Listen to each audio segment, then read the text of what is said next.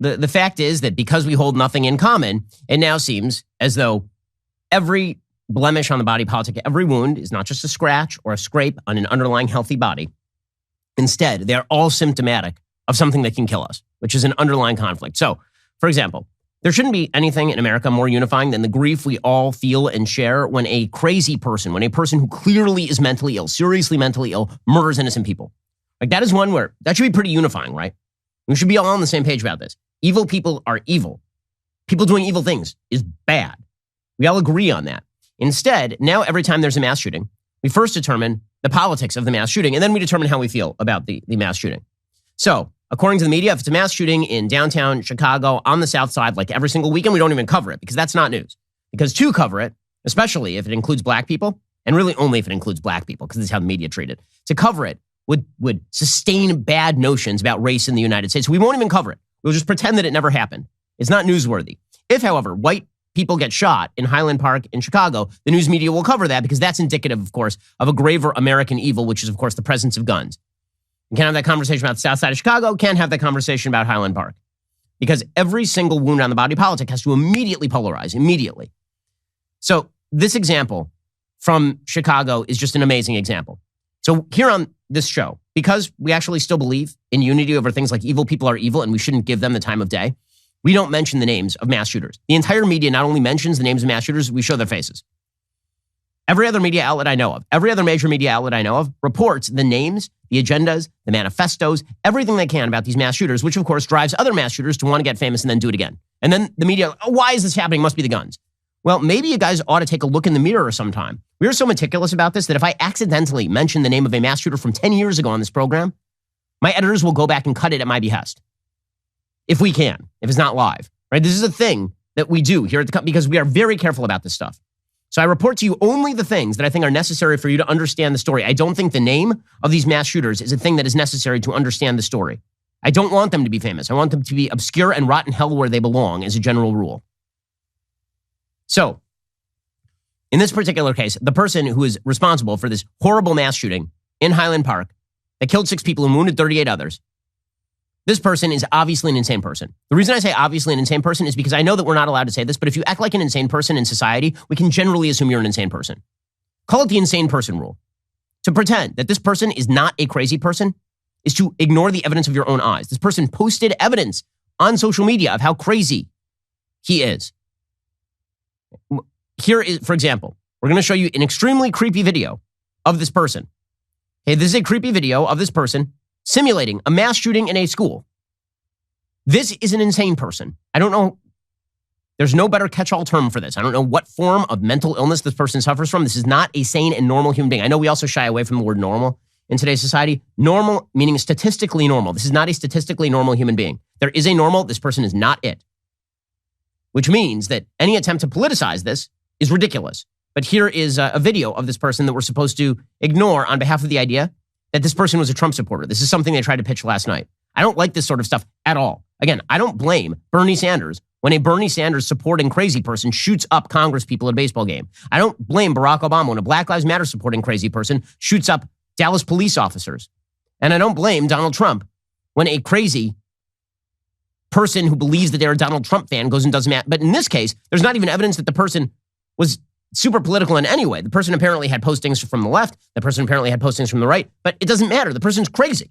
Okay, so here is the actual video of the person. Is a crazy person.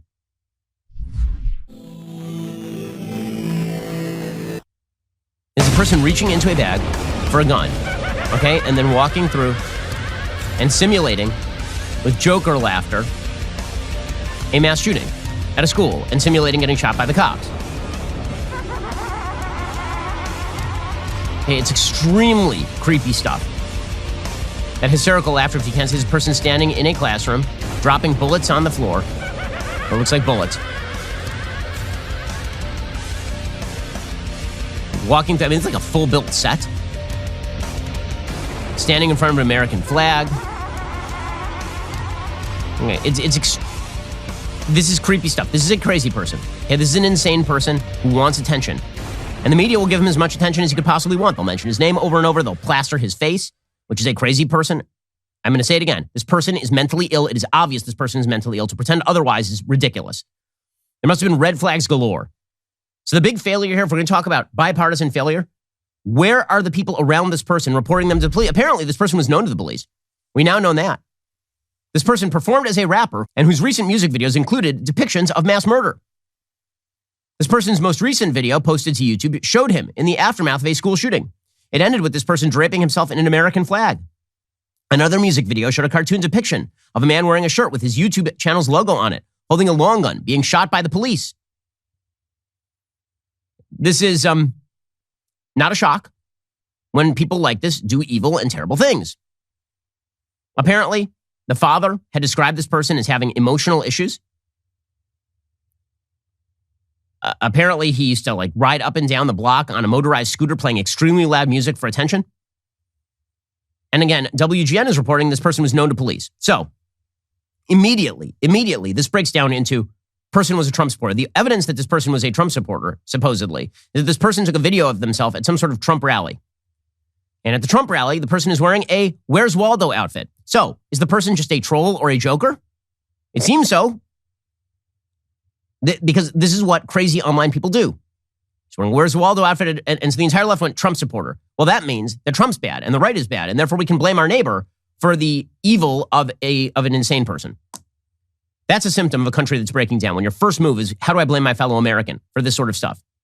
And again, every one of these stories breaks down this way. So this is why, for the left, this immediately breaks down into talk over gun control. Because on gun control, you can blame your neighbor for something that your neighbor had nothing to do with. This is why the left will say things like the NRA is to blame for mass shootings, or your neighbor, who's a law-abiding citizen who owns a long gun, is responsible for a school shooting. So Joe Biden immediately released a statement, of course, calling for more gun control because he is a hammer in search of a nail when it comes to gun control. The statement says, Jill and I are shocked by the senseless gun violence that has yet again brought grief to an American community on this Independence Day.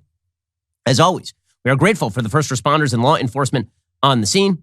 I recently signed the first major bipartisan gun reform legislation in almost 30 years into law, which includes actions that will save lives. But there is much more work to do, and I'm not going to give up fighting the epidemic of gun violence. Again, he only releases statements like this when a bunch of white people get shot, or unless a white supremacist shoots a bunch of black people. That is the only time that Joe Biden ever sounds off on issues like this. Meanwhile, the Illinois governor, J.B. Pritzker, he says it's time to talk gun control, because it's always time to talk gun control. Is it a day ending and why? Time to talk gun control. Let's do it. I'm furious that children and their families have been traumatized. I'm furious that this is happening in communities all across Illinois and America. I'm furious because it does not have to be this way. And yet we as a nation, well, we continue to allow this to happen. While we celebrate the 4th of July just once a year, mass shootings have become our weekly, yes, weekly American tradition. There are going to be people who say that today is not the day, that now is not the time to talk about guns. I'm telling you, there is no better day and no better time than right here and right now. Really, there's no better day and no better time to talk about it than immediately while the bodies are still in the streets? That's the very best time of all the times to talk about this sort of stuff is the time to talk about gun control. By the way, Illinois has extraordinarily heavy gun control laws. Chicago has extremely, extremely heavy gun control laws. Tammy Duckworth, the senator from Illinois, she's doing the same thing. She's talking about how we have to get rid of assault weapons. I was just on the phone with Senator Durbin, who is driving here as quickly as he possibly can to come to Highland Park. And he also sends his condolences and his thoughts. And, he and I recently in the Senate last month proved that bipartisan compromise on gun safety is possible. Today, we have seen that we can't just stop there.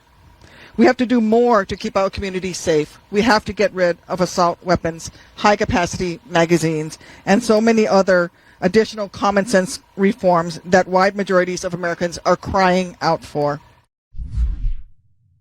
Okay, there's a blemish on the body politic, graver cancer in the body politic. Gun rights are bad. State differentiation on the basis of gun rights are bad. Remember, she's a federal official. She's a senator. At least Pritzker is a governor. She's a senator. She doesn't make domestic Illinois law. She's a federal senator. The same left will call for the Supreme Court. The Supreme Court's very bad. Right? Doesn't matter. There's a right to keep and bear arms in the Constitution of the United States, which was designed to prevent the federal government from getting involved in these issues. The left wants the federal government. Joe Biden wants to be involved in these issues. That is no longer a principle that we hold in common. How's this for a title? Ben Shapiro Show subscriber destroys like button with clicks and logic. I'd watch that. Make it happen, gang.